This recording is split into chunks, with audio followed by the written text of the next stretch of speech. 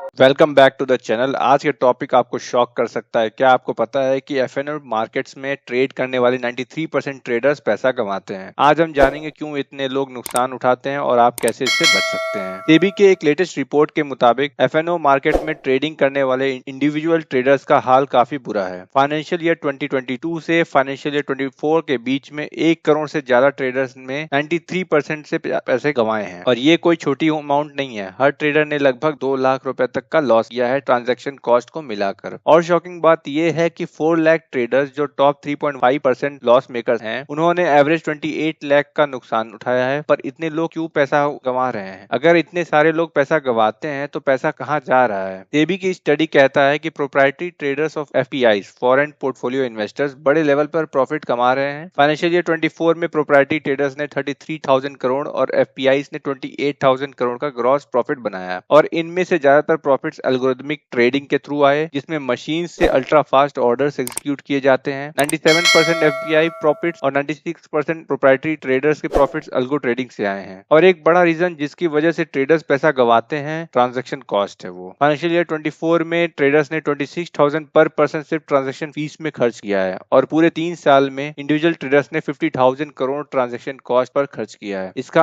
आधा brokerage fees में गया है और एक बड़ा हिस्सा एक्सचेंज फीस में है। तो सोचिए, अगर आप ब्रेक इवन करते हैं तब भी ट्रांजैक्शन फीस आपको नुकसान में डाल देती है। अगर कितनी बार ट्रेड कर रहे हैं, इसका ध्यान रखना जरूरी है। सेबी स्टडी से यह भी पता चला है कि ज्यादातर यंग ट्रेडर्स एफएनओ मार्केट्स में आ रहे हैं। फाइनेंशियल ईयर 24 में 43% ट्रेडर्स 30 साल के कम उम्र में है, जबकि पहले साल ये सिर्फ 31% था। लेकिन इन यंग ट्रेडर्स में 93% ने पैसे गंवाए हैं, जो ओवरऑल एवरेज से भी ज्यादा है। और सिर्फ यंग ट्रेडर्स नहीं, छोटे शहरों से भी लोग एफएनओ ट्रेडिंग कर रहे हैं। B30 सिटीज के लोग 72% एफएनओ ट्रेडर्स बेस का हिस्सा है। यही ट्रेडिंग के क्रेज छोटे शहरों में भी बढ़ रहा है। एक और शॉकिंग बात यह है कि 75% लॉस मेकिंग ट्रेडर्स अपनी लॉसेस के बाद भी ट्रेडिंग करते रहते हैं। पर क्यों? इसका एक साइकोलॉजिकल रीजन है। लोग अक्सर अपने लॉसेस को रिकवर करने के लिए ट्रेड करते हैं, लेकिन जैसे कि हमने देखा हुआ है, ऐसा होना मुश्किल है। अगर आप एफएनओ में ट्रेडिंग कर रहे हैं तो स्ट्रेटेजी होना बहुत जरूरी है और सबसे ज्यादा जरूरी है आपको इसकी समझ। अगर 93% लोग एफएनओ में एक पैसा गंवा रहे हैं तो आप कैसे अपना पैसा बचा सकते हैं? तो इसमें सबसे पहला स्टेप यह है कि आप एजुकेशन लें, प्रोडक्ट्स के बारे में सीखें और रिस्क को समझें। F&O trading